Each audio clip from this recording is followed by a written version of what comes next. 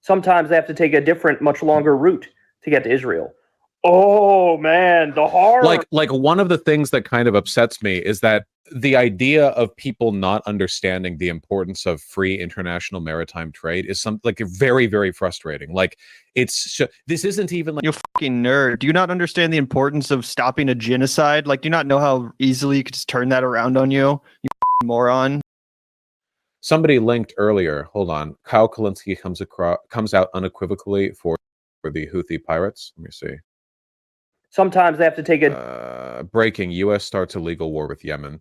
This is why my sub count doesn't explode, by the way, because I can't do the kind of like sensational gonzo. Bro, you literally look at the headline of this video. These are literal Nazi talking points. Leftists defend the Houthis. And then he's saying, oh, I wouldn't stoop to this level. This is beneath me, making clickbaity, sensationalized headlines, even though Kyle's is largely completely accurate and honestly not even that sensational. This would be like a video that gets me a lot of views. Illegal war, Joe Biden impeached, blah, blah. And nobody's going to do anything to try to stop it. Well, let's do the bare minimum that we can and try to block trade with you. So what happened as a result of that? Okay, the insurance rates for the ships in Israel went up. The Chad Kyle Kulinski coming to us from his bed. Alpha. This is what, hate it, like it or not, this is what peak Sigma performance looks like, Gavin. Sometimes they have to take a different, much longer route to get to Israel. Oh man, the horror. Like one of the things that kind of upsets me is that the idea of people not understanding the importance of free international maritime trade is very, very frustrating. Like this isn't even like you fucking nerd. Do you not understand the importance of stopping a genocide? Like, do you not know how easily you could just turn that around on you? You fucking moron. You fucking nerd. Shut the fuck up. Maritime travel is so important, dude. 30,000 people have been fucking extinguished. Far more have been injured and are probably dead under rubble. 1 million people have been displaced, half of whom are children, a lot of whom are children who are never going to have fingers again, never going to see their parents again. The horrible stories. But what's fucked up about this is you don't even have to explain this to Vaush. He knows. He's seen it. He knows exactly that there are fucking, women that have had to have C-sections without fucking any anesthesia, that there are kids that wake up with fucking burns all over their body. They don't know how they got there. They don't know where their parents are. They don't know if they're ever going to see them again. How about the kids that wake up and they're under a foot of fucking rubble? They can't move anything and their limbs are broken and they're going to die like that. Oh yeah. And guess who got rich off of the fucking bombs that were used in that? Guess who's only allowed to drop those bombs because we say so? That's on us. Oh, I'm sorry, a maritime vessel was sunk by a fucking group of radical fucking people. I don't care if they're crazy. Guess what makes me crazy? The thought of more dead fucking kids in Gaza. I don't think it's that hard to comprehend, right? I know. I'm getting a little too loud. I have to think about my neighbors. I'm sorry, guys. I got to take a deep breath for a second. But I know what's so disappointing is I know in Vaush's heart of hearts, like as a commentator, he wants to give good political analysis. He wants to say the things that are true. And sometimes we lose ourselves. We miss the forest from the trees. Vaush, I plead with you right now to understand that none of us think that the Houthis are based. It's not a W for the pirates in the Red Sea, bro. Slap up, high five. Vaush, yeah, down with Vaush, up with pirates. My dude, it's about these people are desperate.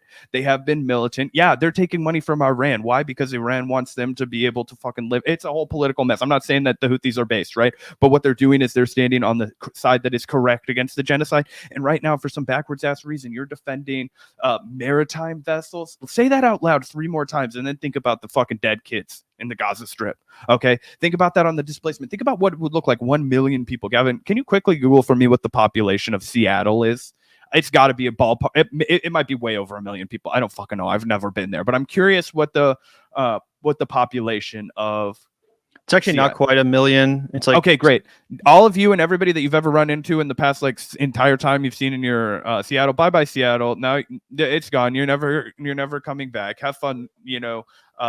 Like 25 miles north of Snoqualmie. Okay, that's where you're gonna be. I hope you like cold winters in the forest, Vaush. Do you understand? Oh. well, actually, now these guys, they can't get their iPhones because some pirates in the fucking North Pacific, they decided to take out the ship. See how that's so bad? See, we have to displace you now. We have to keep, like, what you're, I know you don't believe that, Vaush, but you have to understand that you're basically just aiding and abetting in the fucking, see, it's the same thing. We got into a bit of a fucking like spit back and forth between Dylan Burns, because when 10-7 happened, he immediately starts playing into the hands of the most hysterical fucking commentators and mainstream media, talking about how these savages are just fucking running around killing people with knives and doing all these things and blah blah blah. And it's like, okay, let's wait until we get all the information and not just hysterical stories.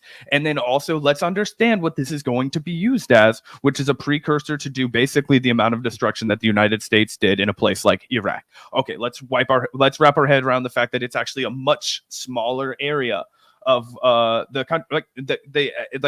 So from a percentage wise, the destruction that we're doing is unimaginable, right? And when I say we, I mean what our taxpayers are fucking funding by allowing our government to continue to enrich their lobbyists and their fucking manufacturers, right? And the Boeings and the Raytheons and all the fucking companies that, roll around in $100 bills like Scrooge McDuck. I just don't understand it. I don't understand how you get there. I understand that he doesn't I understand that Vaush is married to the idea that the United States has to be the global police force and that we have to maintain the flow of capital and open markets and all of this stuff. But it just seems like it's really divorced from humanity right now. And I think we need a little bit more concern for human beings. And, as Crystal Ball will point out, fucking babies on the ground in this situation, little children, like think about that for a second, force yourself to. It's painful, right? And a little bit less about global fucking commerce. Okay, like a left or right thing, this isn't even like a leftist or fascist or liberal or any other issue. It's just an objective fact of the world. Understanding the importance of international maritime trade is as important as understanding like how the water and rain cycle works. It's like so fundamental, everyone needs to know it, so when people are like, oh wow, your Funko Pops arrived late, it's very frustrating. I don't know. How terrible.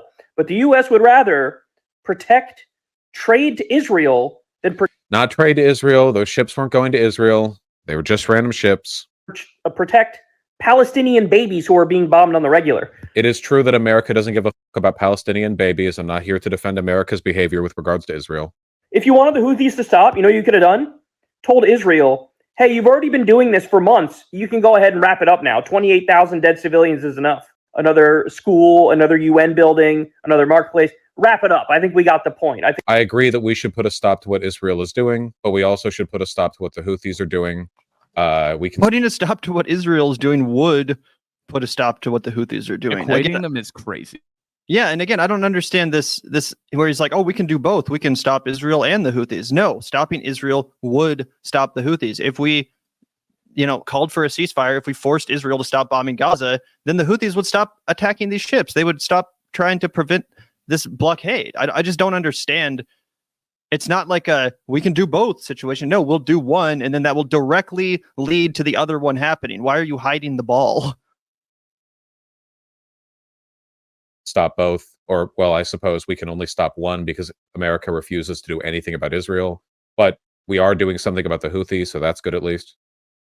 I think the 12,000 dead babies is enough.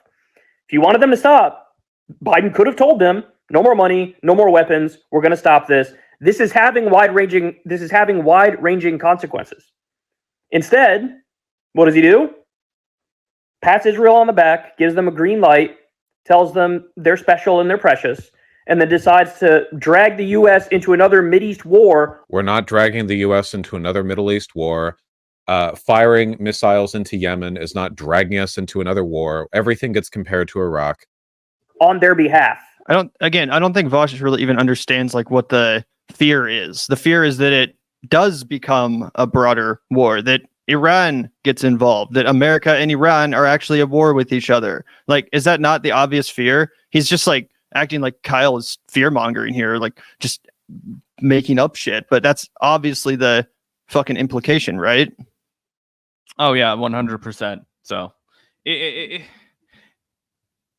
don't know. I'm just gonna say the same things again. I don't know. It's hard because it's like, yes, they Houthis bombing the fucking mercantile vessels or whatever, is that going to stop Israel? No, right? But it's like, who, like, it's kind of like an empty effort of solidarity, I would say. Like, you know what I mean? Like, they're doing their best to just say, hey, like, we stand against this. Does that make sense? But then it's like, it's almost like a test to see if it will entice, Iran to back them up. Do you know what I mean? Like, if they keep getting their asses whipped in Yemen, then Iran is going to be like, oh, okay, well, then we're gonna, retaliate and bomb Right. Israel. And then it's like, there's already been bombing. I believe Hezbollah has bombed the border of Israel at this point, right? So there's already been escalations. I don't know. We're not doing this on Israel's behalf. That's a borderline anti-Semitic talking point.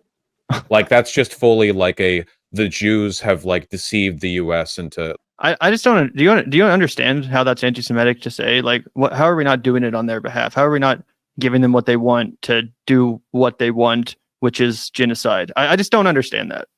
So basically what Vaush is saying is that there's no correlation to what's happening with, the U.S. involvement in Israel and the fact that we decided to retaliate and bomb the Houthis, and that the implication that there is anti-Semitic. He's just basically like fucking low effort in rage bait. It's like, this is anti-Semitic. It's like, no, it's not, dude. It's fucking talking about how the United States is 100% big partners in the destruction that Israel's doing. The Houthis are doing a dubious, fucking potentially self-interested, whatever you want to call it, attempt at, raising more attention against this, disrupting trade, right? You could call it like terrorism.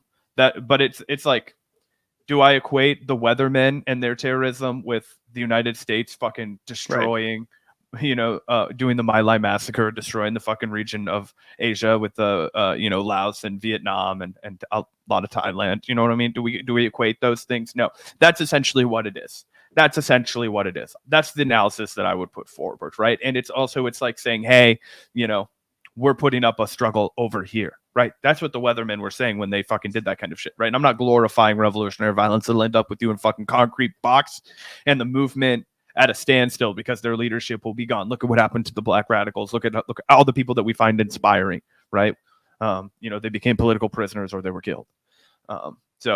I'm not saying that it's the right call, but I'm saying that's where they're coming from. And it's so callous and it's like, just like so indignant in America first, almost in the logic to like, I'm not going to have trying to have any understanding of why these events are occurring. I'm only going to use it as a way of saying like, oh yes, because this is how it impacts my country. And because this is how it's like self-interested. And because I grew up saying the Pledge of Allegiance. And I believe that naturally my country is the best country because of human rights or whatever, even though we constantly violate every human rights rule in existence. I'm going to conclude these things because it kind of like, even though I'm critical of my country, I still have to believe in like some of the fan fiction.